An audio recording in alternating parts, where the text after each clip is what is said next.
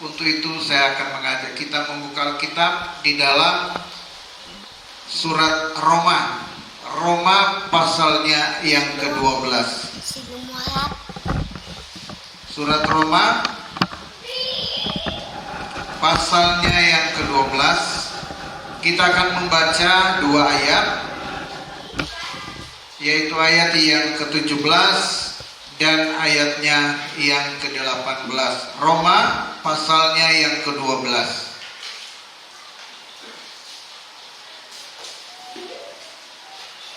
Surat Roma atau kitab Roma pasalnya yang ke-12 ayat 17 dan ayat yang ke-18. 2 ayat kita akan membaca dan kita akan merenungkan bersama-sama. Kalau sudah menemukan, saya undang kita semua berdiri bersama-sama. Kita hormati pembacaan firman Tuhan. Dan kita akan bersama-sama membaca 2 ayat ini setelah hitungan dari saya, hitungan yang ketiga. Roma 12 ayat 17 dan ayat yang ke-18. Sudah menemukan? Ya, kita akan baca bersama-sama setelah hitungan saya yang ketiga. Roma 12 ayat 17 dan ayat 18. 1, 2, 3. Janganlah membalas kejahatan dengan kejahatan. Lakukanlah apa yang baik bagi semua orang, sedapat-dapatnya kalau hal itu bergantung padamu. Hiduplah dalam perdamaian dengan semua orang. Amin. Silakan duduk. Puji nama Tuhan, Bapak Ibu Saudara yang dikasihi oleh Tuhan.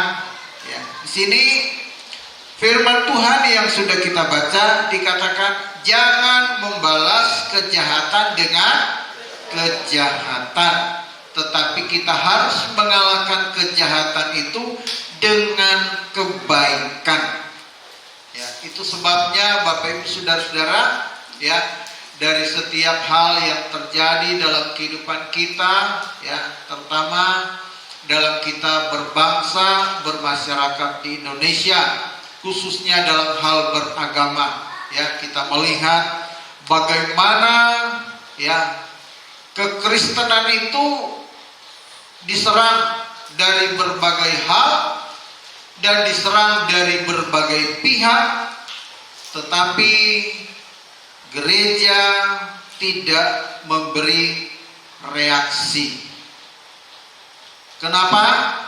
Sebab sesuai dengan ajaran firman Tuhan, ya, berusahalah hidup dalam perdamaian. Ya, sebab kalau kita menangkap atau kita bereaksi, ya, pasti akan terjadi benturan, ya, Bapak Ibu Saudara-saudara. Ya, tidak seperti saudara-saudara kita, ya, ketika keyakinannya disinggung dikit, waduh, saudara-saudara, ya, menggerakkan massa yang luar biasa dan menyebabkan kekacauan di mana-mana. Tetapi orang Kristen, ya, kita cukup serahkan saja kepada Tuhan. Kan yang dihina bukan manusia kita, yang dihina kan Tuhan, ya. Kalau agama yang diserang, apanya yang diserang? Kan bukan kita. Kita kan hanya percaya Tuhan yang mengajarkan, ya, berarti Tuhan yang akan bertanggung jawab. Kalau dihina, urusannya Tuhan. Kita kan hanya percaya saja, ya kan? Kita hanya percaya. Judul firman Tuhan pada siang hari ini adalah respon atau reaksi, ya. Apa itu respon? Apa itu reaksi? Tanggapan. Ya, kita menanggapi, ya. Respon adalah cara kita menanggapi perkataan atau tindakan orang lain pada diri kita. Dengan adanya, ya, perbuatan atau tindakan yang kita terima, yang kita alami dalam kehidupan kita, maka ada 2 hal yang akan kita lakukan.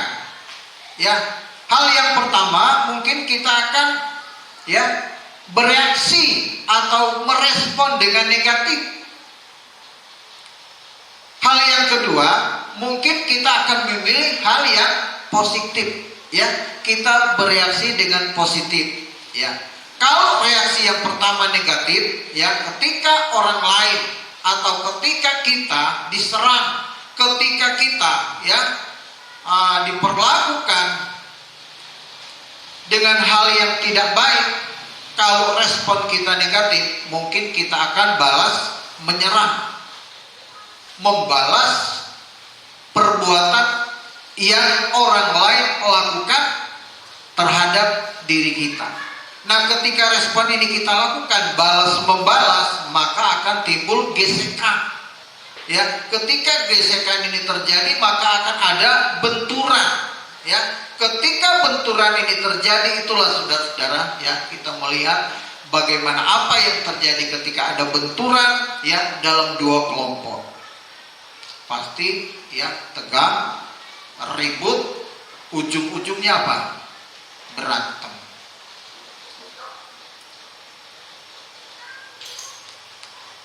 Sedangkan ketika kita bereaksi atau merespon ya dengan cara yang positif, ya. Yang positif yang bagaimana? Yaitu kita membiarkan. Yang positif itu tidak menanggapi. Dengan kata lain, biarkan saja, ya. Anjing menggonggong, kafilah jalan terus, ya. Kita jangan disibukkan dengan gonggongan-gonggongan anjing. Jalan aja terus, karena kalau kita meladeni, ya, perjalanan kita terhalang.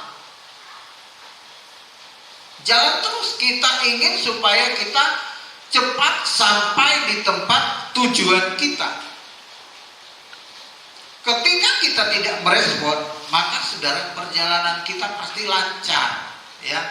Kalau merespon, bereaksi, saudara-saudara, ya, anjing dilawan, oh tambah gigit dia, saudara-saudara, ya. Biarkan saja. Ketika ada anjing menggonggong, kita diam saja, saudara, aman, ya, aman perjalanan kita. Ya. Alkitab mengajarkan bahwa respon yang baik, yaitu yang positif menurut kehendak Allah, agar supaya kita terhindar dari berbagai masalah yang terjadi, sehingga akan menciptakan atau mendatangkan yang namanya damai sejahtera. Ya, kalau kita tidak bereaksi, kalau kita tidak merespon, ya, tetap ada damai, tetap ada sukacita. Kenapa kita seringkali kehilangan damai, kita seringkali kehilangan sukacita? Sebab kita berespon, bereaksi, menanggapi.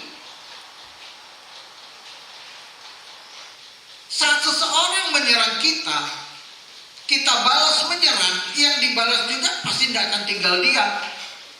Makin mungkin akan makin menjadi-jadi apa yang dia lakukan. Tapi ketika kita berdiam diri, ketika kita tidak menanggapi, saudara-saudara, dia kebakaran jenggot diri, saudara-saudara. Ya. Dikorek-korek, kan tidak bereaksi, ya. Dicari-cari kesalahan, dicari-cari masalah, tapi kok tidak ada respon, saudara. Dia mau berbuat apa?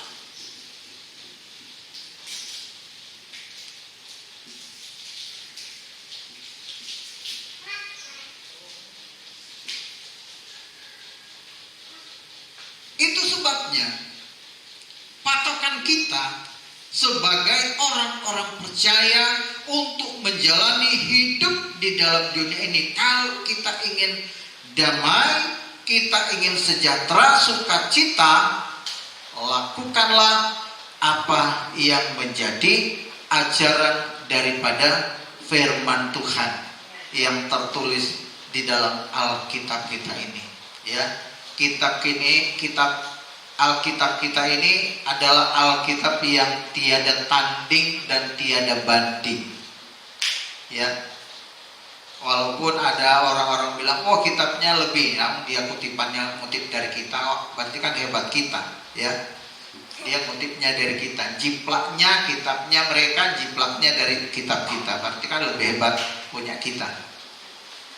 Di mana di dalam Alkitab, Bapak Ibu Saudara, ya, bagaimana kita seharusnya hidup di dalam dunia ini, menghadapi berbagai macam hal, itu sudah ada di dalam Alkitab kita ini. Tinggal kita baca di mana. Menghadapi masalah, menghadapi sakit penyakit, menghadapi kesukaran, banyak hal itu ada di dalam Alkitab kita. Firman Tuhan sudah ditulis. Di dalam 1 Tesalonika pasalnya yang kelima ayat 15. Coba kita lihat 1 Tesalonika pasalnya yang kelima. 1 Tesalonika pasal yang kelima ayat yang ke-15.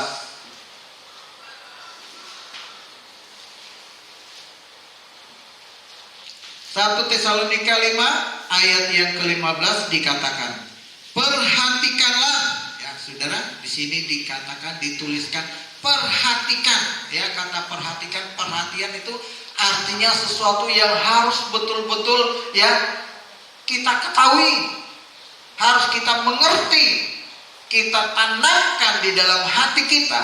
Apa yang harus kita perhatikan? Yaitu supaya jangan ada orang yang membalas jahat dengan jahat, tetapi usahakanlah senantiasa yang baik terhadap kamu masing-masing dan terhadap semua orang. Jadi sesuatu yang baik jangan hanya untuk diri kita sendiri.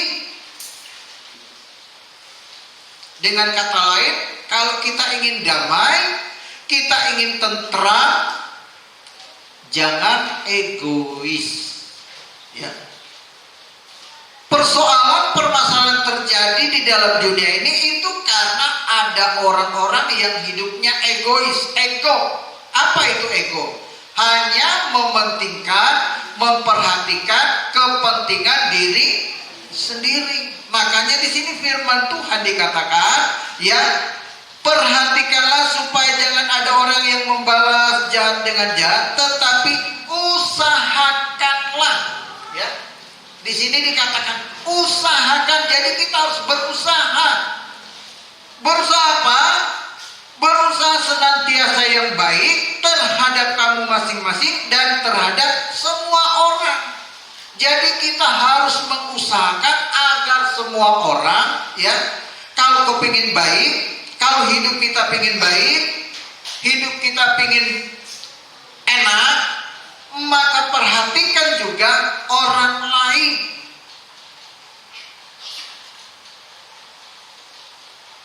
Kalau kita bisa memperhatikan orang lain, maka saudara, ya, kita akan tentram, nyaman, damai.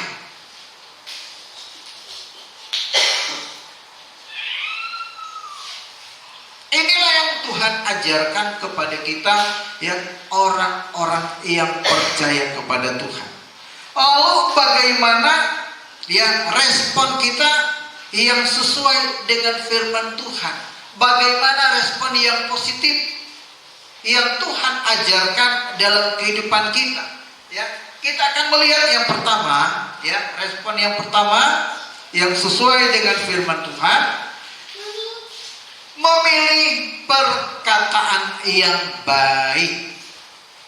Ya, respon kita yang pertama adalah kita memilih perkataan yang baik. Coba kita lihat Efesus pasalnya yang keempat. Surat Efesus.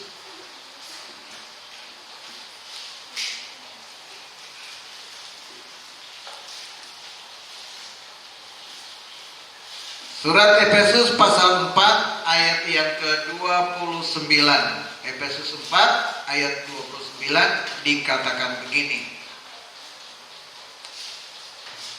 Efesus 4 ayat 29, janganlah ada perkataan dari mulutmu, tetapi pakailah perkataan yang baik untuk membangun di mana perlu, supaya mereka yang mendengarnya beroleh kasih karunia. Jadi respon yang benar yang pertama adalah gunakan perkataan yang baik. Saudara, ya, sayangnya di zaman ini dengan makin majunya teknologi, ya, tapi Bapak Ibu Saudara, justru melalui teknologi inilah ya kita lihat, ya, kalau Bapak Ibu punya di HP Bapak Ibu buka Facebook, saudara, melalui Facebook inilah saudara kita melihat ya caci maki dan lain sebagainya, perkataan-perkataan yang ini yang tidak baik, ya.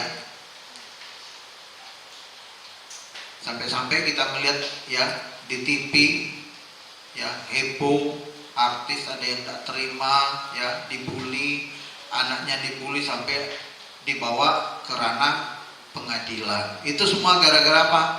Facebook. Ada perkataan-perkataan yang tidak baik yang menyinggung orang lain. Ya, Bapak Ibu Saudara. Firman Tuhan katakan, gunakanlah kata-kata yang baik. Ya. Kita jelek-jelekin orang, jatuhkan orang, apa sih untungnya? Apa baiknya? Justru orang akan mengenal kita, orang yang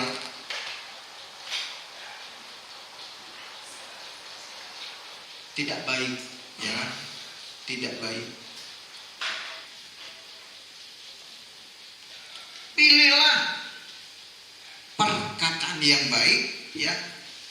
Di mana dalam Efesus pasal 4 ayat yang ke-29 katakan, janganlah ada perkataan kotor keluar dari mulutmu, tetapi pakailah perkataan yang baik untuk membangun.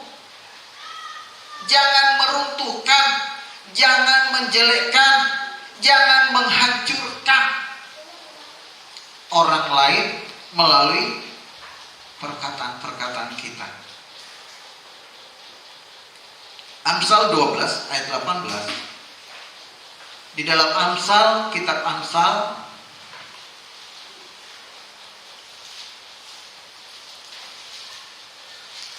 Amsal 12 ayatnya yang ke-18 dikatakan begini.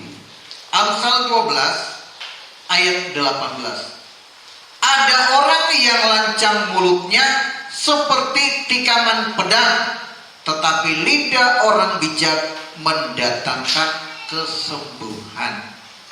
Saudara, Alkitab sudah menulis ada orang memang yang lidahnya itu dikatakan seperti pedang, ya,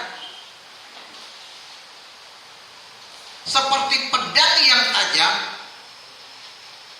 yang menikam.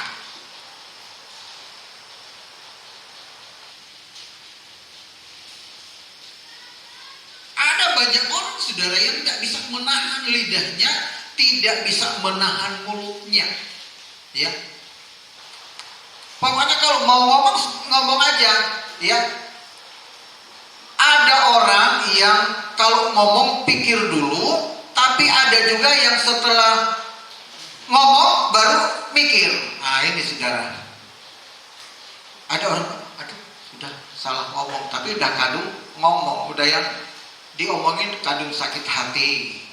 Makanya sebelum ngomong pikir dulu.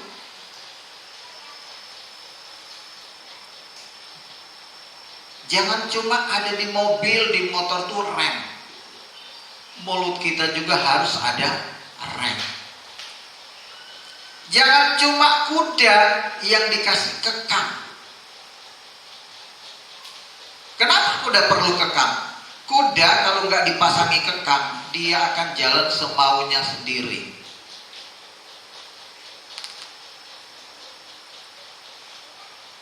Jadi kuda itu hanya bisa dikendalikan melalui tali kekang, ya, ditali mulutnya, baru tarik kiri, tarik kanan, ya. Udah tahu kalau tarik ke kiri berarti belok kiri, tarik ke kanan dia belok kanan, bukan kayak ibu-ibu, bapak-bapak sen kanan belok kiri. Ya kan, ya.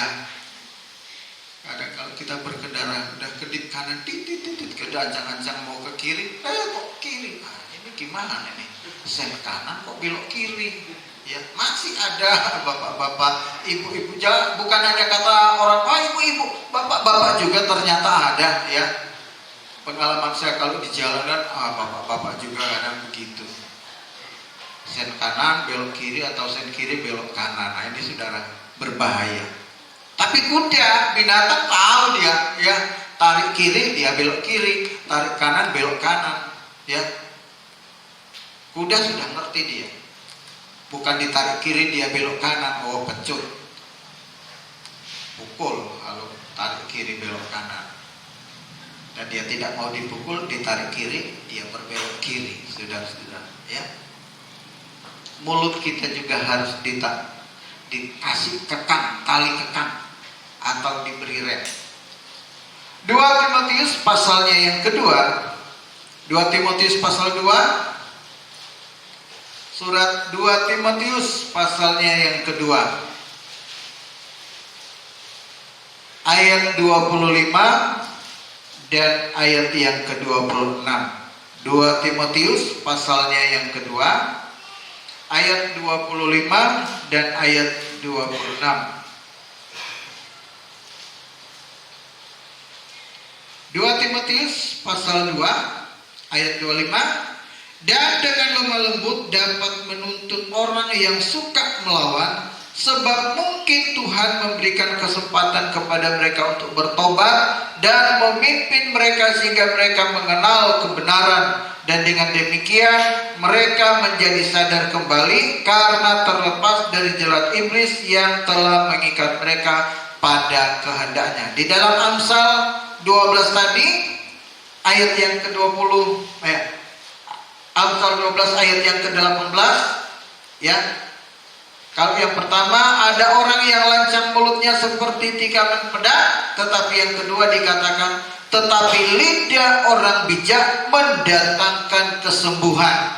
Di dalam 2 Timotius 2 ayat yang ke-25 dan 26 dikatakan, ya, lidah yang bijak ini mungkin akan membuat orang ini sadar, ya, kasih kesempatan, mungkin dia akan berubah sehingga terlepas dari jerat iblis. Jadi rupanya mulut atau lidah orang yang tajam seperti pedang itu karena jerat iblis. Jadi kalau ada orang yang ngomong asal ngomong, sembarang ngomong, dan mikir ngomong terus, setelah ngomong baru mikir, nah ini orang ini adalah orang yang terjerat dalam jeratan iblis, ya. Dan memang tujuan iblis itu apa? Menghancurkan manusia, menghancurkan seseorang, ya. Mungkin itu tadi lewat perkataan, lewat ucapan.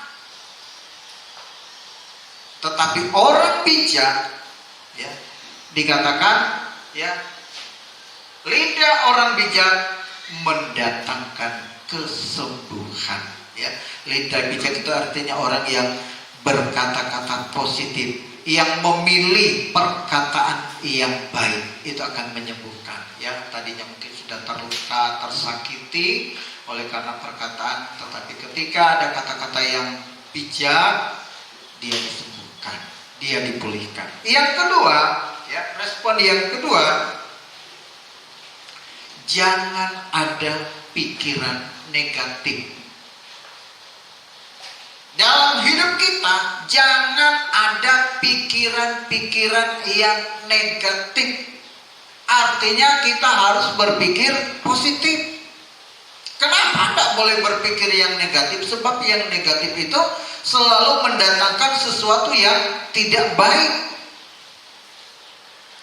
Makanya dalam firman Tuhan dikatakan jangan takut, jangan khawatir, ya. Ada banyak kata-kata jangan, jangan, jangan, jangan, jangan.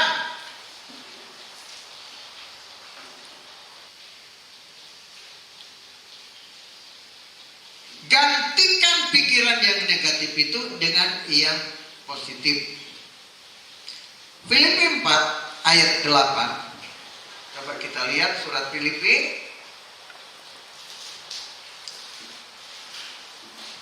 Filipi pasalnya yang keempat, ayat yang ke-8. Dikatakan, jadi akhirnya saudara-saudara, semua yang benar, semua yang mulia, semua yang adil, semua yang suci, semua yang manis, semua yang sedap didengar, semua yang disebut kebajikan dan patut dipuji, pikirkanlah semuanya itu.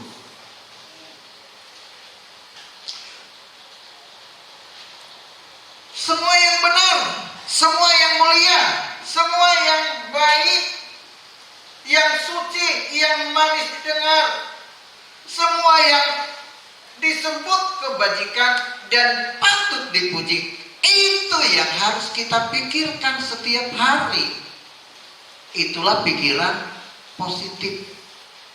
Jangan kita memikirkan yang negatif-negatif.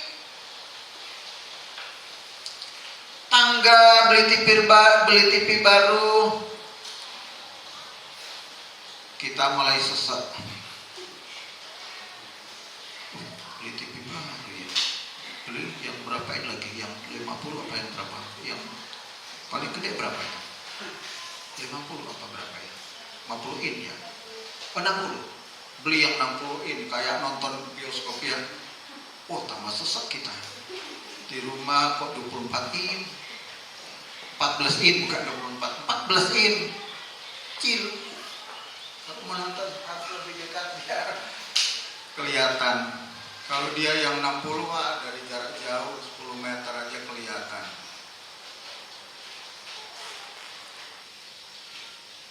Beli kulkas, waduh, tambah susah lagi. Ya, apalagi beli rumah baru, nggak bisa tidur kita. Ya. Saudara, nggak usah dipikirkan, ya.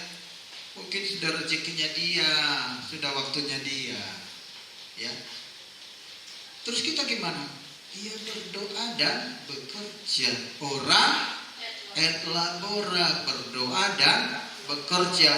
Jangan doa terus, tidak kerja. Salah. Atau kerja terus tapi juga tidak doa, juga salah. Berdoa dan bekerja. Saat kita bekerja dengan berdoa, itulah Tuhan campur tangan.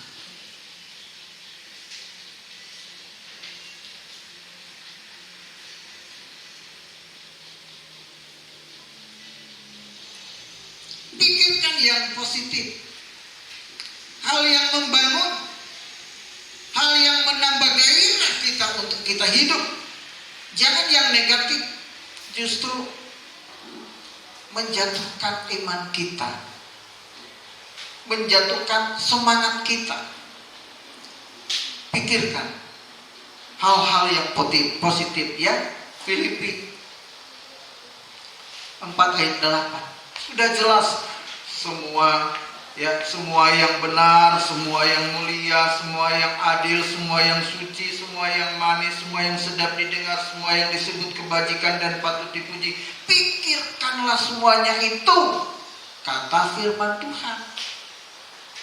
Jangan dengerin kata teman, jangan dengerin perkataan tetangga, jangan dengerin perkataan orang lain.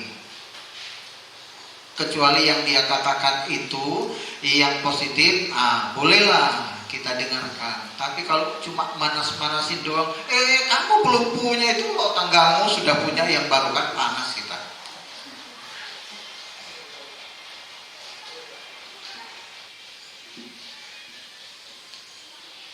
Pikirkanlah yang positif, maka saudara tubuh kita sehat, iman kita juga sehat. Ya, saudara-saudara. Yang ketiga, menjaga hati. Ya, yang paling penting itu hati, saudara-saudara. Hati kita ini perlu dijaga karena hati kita ini gampang tercemar.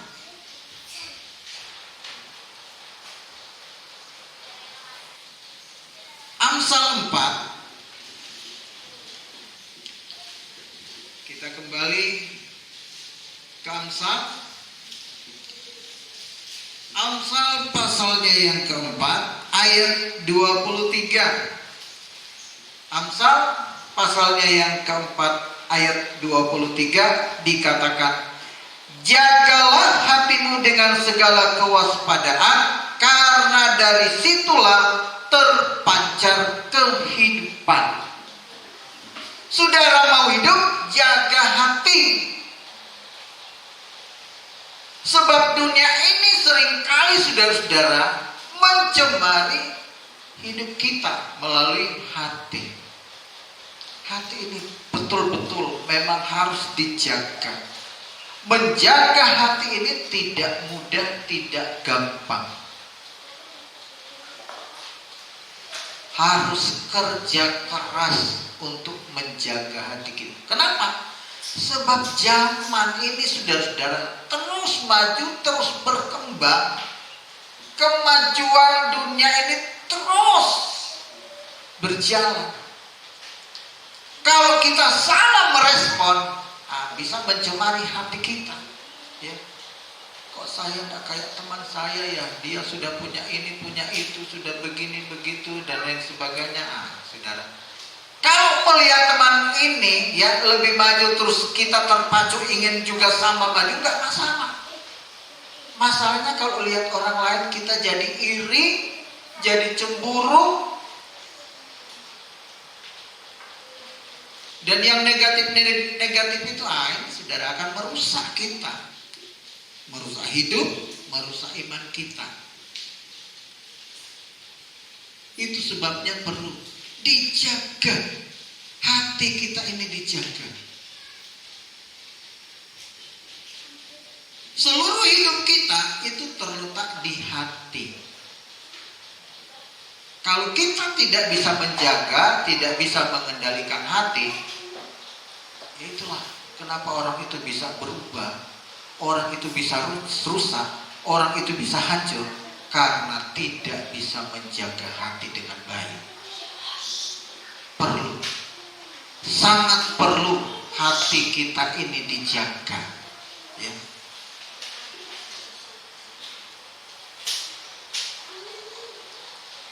Yang terakhir, masih ada ayat yang kelewat, Matius 15. Coba kita lihat Injil Matius pasalnya yang ke-15.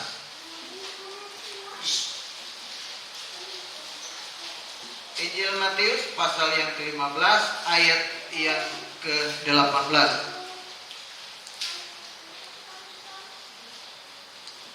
Matius 15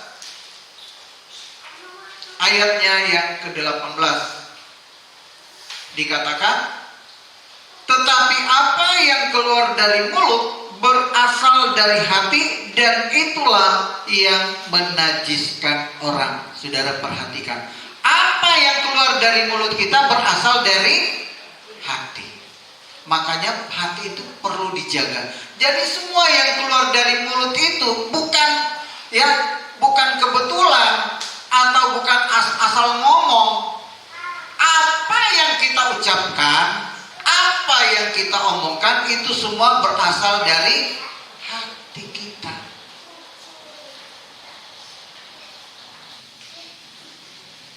Jadi kalau ada orang ngomongnya pedas terus, ada orang ngomongnya menyakitkan terus ada bilang, oh itu dia cuma guyon, oh itu bercanda atau apalah. Firman Tuhan berkata, apa yang keluar dari mulut itulah berasal dari hati.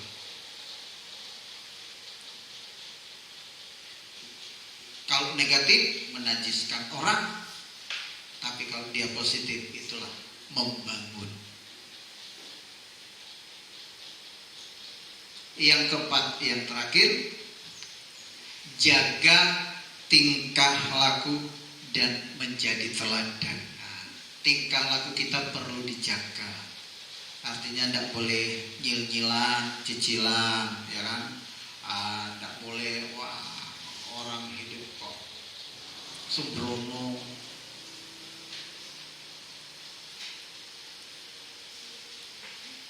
Jaga tingkah laku kita dan jadilah teladan, ya, baik dalam perkataan maupun dalam perbuatan kita, ya. Coba kita lihat ayatnya, 1 Timotius pasalnya yang keempat, ayatnya yang ke-12.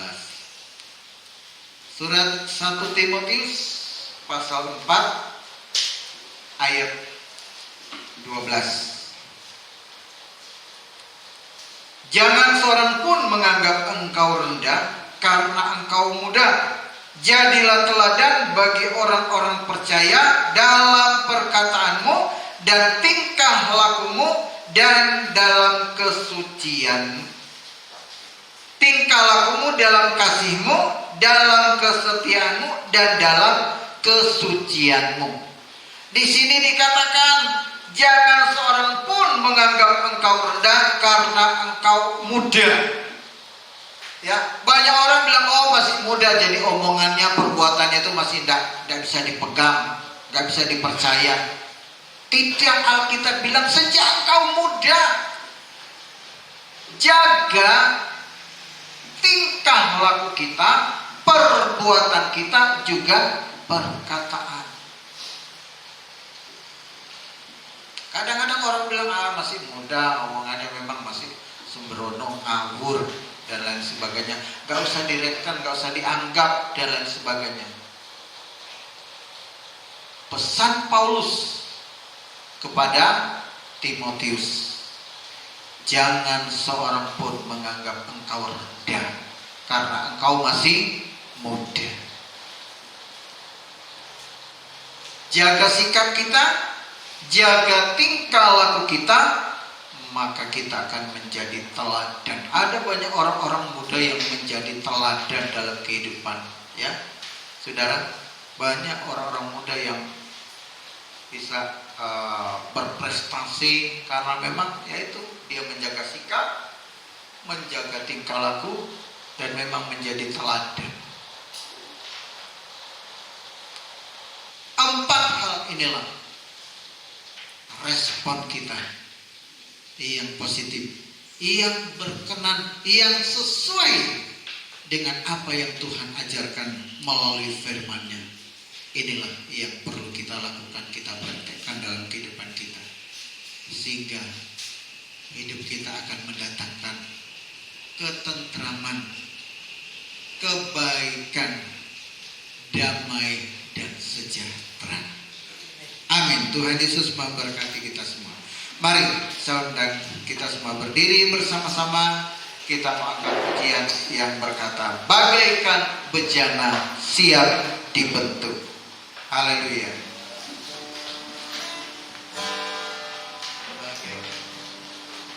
Bagaikan bejana siap dibentuk, demikian hidupku di tanganmu, dengan urapan kuasa Rohmu, ku dibarui selalu.